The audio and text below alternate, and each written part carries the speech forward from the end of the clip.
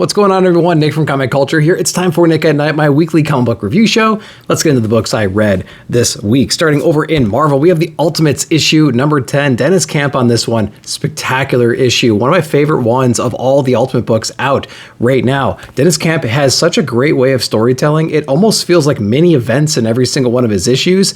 They're loosely connected, right? It's the team taking on whatever threat they prioritize at the moment, but it feels so disjointed yet so satisfying because he can just jump to the next cool thing without having to figure out the pieces in the between to connect the story. He just jumps to the next coolest thing and gives us that right there. What would happen if the Punisher runs some Nazi regime that has been on the radar for so long, is so big and so powerful that even the council, the Makers Council, doesn't want to deal with them? That's what we explore in here. We get our team together, Captain America, we have Wasp, we have Hank, we have our Hawkeye character, we have Human Torch, all these people teaming up to take on this front. You'll figure out why in here, and they learn a whole lot about who's running the organization, what kind of secrets they have behind their solid walls, and it's just an amazing, amazing story with all these twists and turns and surprises. Had such a great time reading this one. There are two big holy crap moments in this book. One's more of a reveal of another character in the Ultimate Universe, but the other one is kind of another reveal at the very end, but we get to see how connected some of these characters are to this organization. It is awesome. Loved everything about it. Yeah, the Ultimates just keeps getting better and better. Love this series right here. One of my favorite issues out right now, the Ultimates. Make sure to check this one out. Next one from Marvel, I kind of took a chance on this one. Doctor Strange of Asgard issue number 1. Not very familiar with this creative team either. We have Derek Landy, we have Carlos Magno on the art. The art is really interesting in here. It's kind of got a Nick Klein kind of a vibe to it, I would say. It almost feels like a Conan book at the same time. Strange is over in Asgard right now. He's been kicked out essentially of Earth because of Doom being the Sorcerer Supreme now. He wants to be the Sorcerer Supreme over in Asgard, and he has to deal with all the, magical powers that be over there first to kind of get their blessing and be imbued with whatever the power is, because Asgard magic works a whole lot differently there. He befriends somebody that kind of helps him get along his path right here, get in front of the right people, and there's a moment of betrayal in here that he has to get over, and I won't spoil who's involved in that one, and he kind of sets him up for failure towards the end of here. A lot of excitement inside this book. The dialogue is really great as well. I think this issue is a lot better than I thought it was going to be going in. I thought it was going to be a ridiculous premise, but I actually fell in love with the art first in here, and then just the basic story in general. So Doctor Strange of Asgard, pretty solid book. Nice issue number 1. This is a series I actually might continue reading. Let me know if you read this one down below. Next up for Marvel, this is a series I usually don't dip into very much. This is Star Wars Jedi Knights. We have issue number 1 out, which is the reason why I jumped in here. A lot of familiar faces on the cover, so I thought I would check this one out. This book was actually kind of refreshing because it does things that I would imagine Jedi do anyways. They're kind of peacekeepers in the galaxy, but they get their hands dirty if they need to.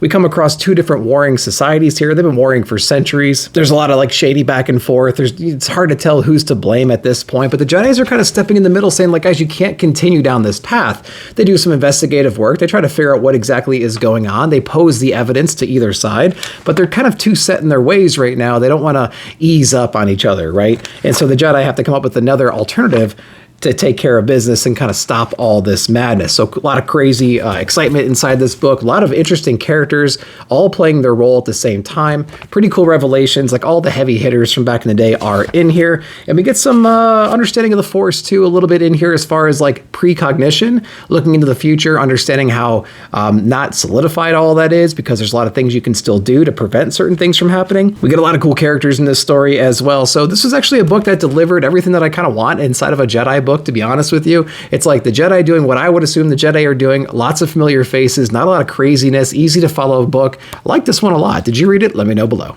Web of Spider-Verse New Blood issue number 1. Thought I would jump into here because it's been a while since I read a Spider-Verse book. New number 1. Lots of different creators on this one. We basically have these 2 different forces, light and dark for lack of better terms. They're trying to build their roster right now for an upcoming battle. They have one of the sides basically has their people picked out. They're trying to fill in that last slot, right? That last spot in the roster to take on whatever the threat's going to be here very soon. And we find 3 different Spider-Man across the multiverse, I suppose, and we take a look at them. One of them is a combination of a Hulk versus Spider-Man, or Hulk and Spider-Man mix, which was, fair enough, but you only get about 5 or 6 pages to really explore the characters, and this constant narration is over all this.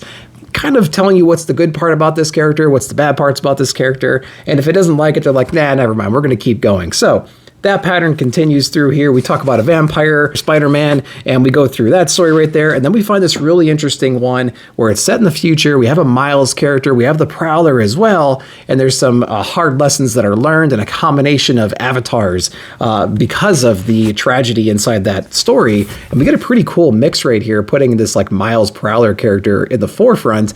So that was actually pretty interesting right there. But as far as the grander scheme of this, I don't exactly know what is going on. Besides, we have 3 different stories. We're trying to pick like the best candidate to fill this last spot on this team. It was a fun enough book, but it's probably not something I'm going to continue reading though, but let me know if you read this one down below. Next up is Storm. We have issue number 6 right here. I jumped in on issue number 5. It was so cosmic and grand. It was kind of hard to take in, especially since I didn't read the previous issues. I didn't know what was going on, but essentially like Eternity has made Storm its herald, right? And so she's imbued with that kind of a power. She's harboring Professor X right now, which is pissing off a lot of people, specifically Cyclops and the X-Men, and there's an inevitable duel that happens right here. Now, of course, Storm kind of holding back all of her power, all of Eternity's power at first during this whole skirmish. She unleashes that full potential in this book and kind of takes care of business and wipes some people out. But this is one of those books where you have these hero teams that have split on whatever kind of problem that's going on right now, and they come head to head, and they have a lot of stupid banter back and forth. They kind of settle their differences one way or the other, and we move on from there. So I would imagine it's not the strongest Storm issue right now because it's a little bit of a crossover event right now. I can't wait for Storm to kind of get back into its own lane and get away from this whole thing with the X-Men because it's been a pretty solid run from what I've heard. Storm issue number 6 is out. Interior art's pretty cool as well. Let me know if you're reading it. Poison Ivy issue number 31 is out. Got it for the Frizzen cover, but I've read Poison Ivy back in the day when this was coming out. I read one of the more recent issues as well, and I wanted to dip back into it because it was kind of a lighter week, and I was actually pretty surprised by this one. It wasn't that bad at all. So we have Poison Ivy kind of being called to this one town just outside of Gotham. There's something rotten about it, and there's this narration that like the swamp or the swampland or whatever it was, the bog that they're in right now, had a lot of construction. They were moving in there. A bunch of residential buildings were going up and things like that, housing, and there's a lot of problems during construction. There's something evil about this bog in general. It eventually consumed the entire land, all the families, and there's a big mystery as to like what exactly happened inside of here. But we do explore some of the citizens of that town, you know, who was affected particularly and then who wasn't, and then what exactly happened. And we touch base on maybe like the evilness that's behind all of this and what exactly that means in here. And we basically have this giant bog creature that we're trying to deal with at this point. And, you know, of course, Poison Ivy being so connected to the green and everything, she is one of the best ones suited for this kind of a cause. So she's going to be taking on this threat coming up in subsequent issues. So not too bad at all. I've been dipping in and out of Poison Ivy, but this is one of the better issues as of late. Let me know if you read this one. Batgirl issue number 5 is out. Pretty solid run. If you like Cassandra Cain, you want a little bit more about her backstory, specifically with her mom, all the drama behind all of that, and, you know, just want to see her in the action with her daughter, this might be the series for you. In this issue here, Cassandra Cain's actually infiltrating the base of this group that's been hunting her and her mom down this entire time, and it's kind of like a Vision quest type of thing. She's outmatched, she's outnumbered in this book, and she has to go on this, like, inner quest to kind of wake back up, recenter, reorient, refocus, all of that. That's what we get inside of here. I will say we have a pretty vulnerable Cassandra Cain in here, so if you're used to that character being like real stoic and silent and just getting shit done, this isn't exactly how she's portrayed inside this issue, but you know, it's showing more of her vulnerable side, and we're getting to see a lot more about this character, a lot of character development inside of here. So if you're into that character, you want to know more about her, this might be the good series for you. Batgirl issue number 5 is out. Let me know if you read it. All right, let's jump over to Image next. We have Tin Can Society issue number 6. Holy crap, this is one of the only series out right now that has so many twists and turns that you just cannot see coming. It's brilliant storytelling in here. Pretty simple premise. We basically have an Iron Man guy growing up right now. He was handicapped when he was younger. He modified himself with some technology. He became an Iron Man type character, and we have all the ancillary cast of like his childhood and everything growing up with him. Really complex relationships. Some of them were partners, some were lovers, some he grew apart from, things like that. He ends up being murdered in this book, and so it's that that group of kids, and now adults, getting back together to try to solve this murder. There are so many layers in this story, though, so many twists and turns. Like I said, it's a very engaging whodunit kind of a book, has a superhero element in it as well. It's a detective story. It's just amazing. So I really recommend checking out Tin Can Society. Issue number 6 is out. We have a few more issues. I can't believe it. Solid series, though. Check it out. Next up is Hyde Street, issue number 4. Jeff Johns on this one. We have Ivan Reyes and Brad Anderson on the colors. This is an amazing story as well. We got to meet this character in a previous issue. It's like a Frankenstein kind of a character. We get to see exactly the origin of this person. He was an actor back in the late 1940s. He was in some kind of a spin-off Frankenstein movie, things like that. He's had a lot of trouble in the business trying to get roles. He's trying to make a name for himself. He doesn't exactly want this project. The makeup process takes too long, but he's doing whatever he needs to do to pay the bills. He does get wrapped up in a lot of the emotions behind the scenes and everything with like possible recasting and everything like that. It's a real shady business. He lets something slip and he makes a mistake inside this book, and then all of a sudden he finds himself on Hyde Street, and he's basically punished for all eternity to do the bidding of the masters of Hyde Street in there. It's got a real horror element in here. It's Frankenstein, so of course it would, but it's extremely gory. We're sympathetic towards this character. So much emotion in here. The artwork is brilliant. The coloring is brilliant as well. Hyde Street, guys, if you're not reading this book, it is spectacular. Make sure to read this one. They're building a really cool universe with a lot of really great, engaging characters. Issue number 4 is out. Make sure to read it. Next up from Dark Horse, Usagi Yojimbo, and we have 10,000 Plums Part 1 right here. So it's been a little bit since I read a Usagi book, maybe a year or so. This book is pretty much the same as a lot of the other Usagi books that I kind of stopped reading because there's not a whole lot of depth. It's all about the charm and the beauty of the book, to be honest with you. And if you're a huge Usagi fan, you should probably be reading these. But if you haven't dipped into these yet, you can. They're pretty fun. They're more YA leaning, I would say, but that doesn't mean you're not going to get anything from it.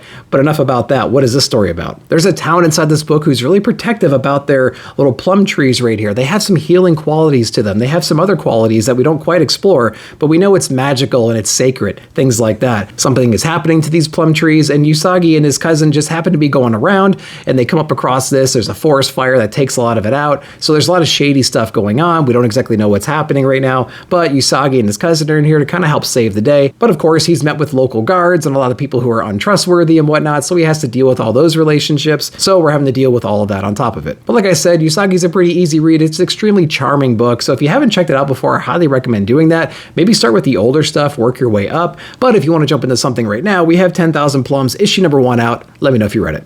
To wrap it up, we have Dynamite Space Ghost issue number 10. David Papose on this one, Jonathan Lau on the art. Holy crap, Space Ghost might be one of the hardest books out right now that no one's talking about. It is a spectacular read. We just got out of the Metalis run. We had a couple of issues with that character. We're running through bad guys right now, unfortunately, but I think some are going to be coming back through whatever means. You know, it's comics, so people are going to be coming back. But the amount of emotion and the detail inside these stories, and just like the sheer excitement and the energy that this book has issue to issue, spectacular. So if you're not a Space Ghost fan, you freaking will be once you start reading this book. If you like Coast to Coast, totally different, but you're going to recognize a lot of the villains because we cover those heavy hitters pretty early on in here. Now we're dipping in a little bit more into the deep end, and so I can't wait to see what kind of stuff we're going to be pulling out here soon. If you want to get into Space Ghost, you could start with this issue number 10, because we're starting a new arc. We have the Space Spectre showing up in here. We get a little bit of an understanding about who this character is, but your mind's going to go crazy because how can this possibly be? I don't know, guys, but it's been a spectacular read. Space Ghost issue number 10 is out. If you haven't read the previous ones, definitely go back and read them, but you don't have to, but it's really going to help. So definitely do that. It's a solid book. Let me know if you're reading it. All right, guys, that's all I read this week. I hope you enjoyed that. Let me know down below what you read and what your favorite books of the week were. While you're down there, like, subscribe, share, hit that bell notification to be alerted whenever I put out new videos. Thank you so much for watching. We'll see you in the comments.